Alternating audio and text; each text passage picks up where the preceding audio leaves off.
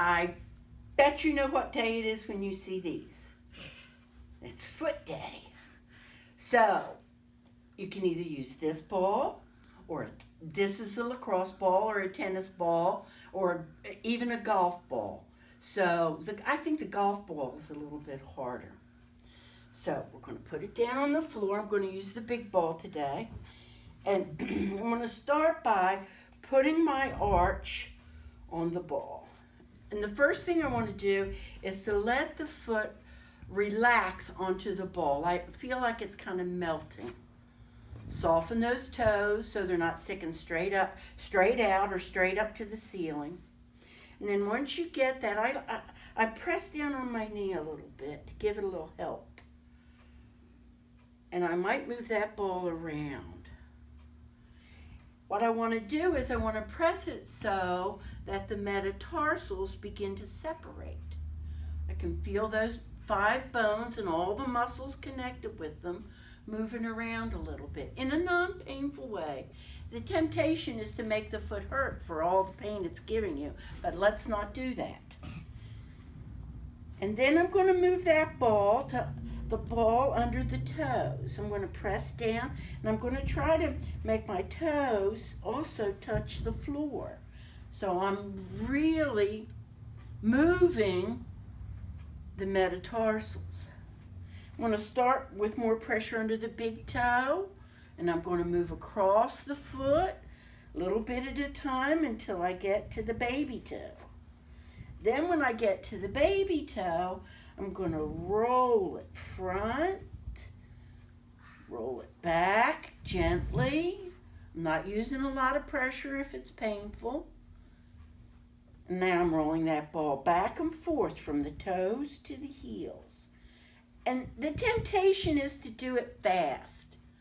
But the slower you do it, really, the more your foot is going to work. Notice how it can move right up into your knee. For me, I feel it down here under the kneecap itself.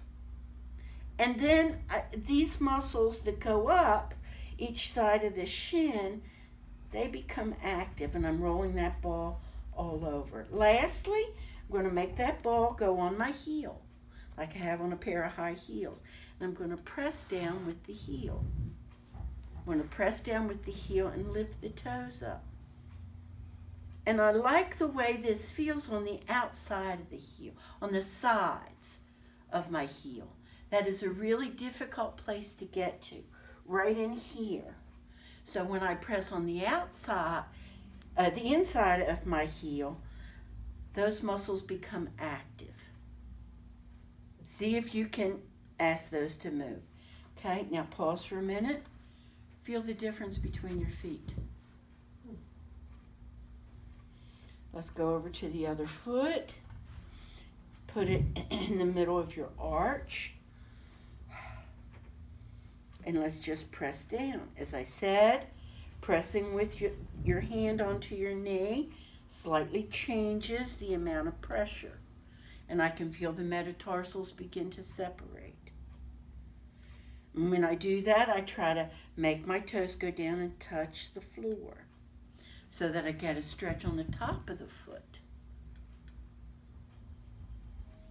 I want to move from side to side, inside the arch, which is something that I really like. Outside of the arch, inside of the arch. Then I'm going to go down to under big toe. I'm going to press, and then I'm going to press. I'm going to try to grab that ball with my toes. Like, could I pick this ball up with my toes? Go over to baby toe. And then I'm going to press the whole outside of that baby toe metatarsal to the heel. Back and forth. Baby toe, heel. Front, heel. One more time. Under big toe and back. Okay, let's get to the heel itself. Ball is under the heel. I'm going to press the heel down. Toes are on the floor at first. Press the heel down. press the heel down. Then press the inside of the heel.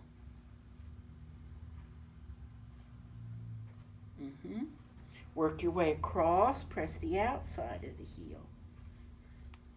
Don't torque your knee. Be mindful of what the knee is doing when you're doing this. And you don't want to do it so vigorously that you hurt the foot. And now you have 2 rejuvenated feet. Yay. Thank you.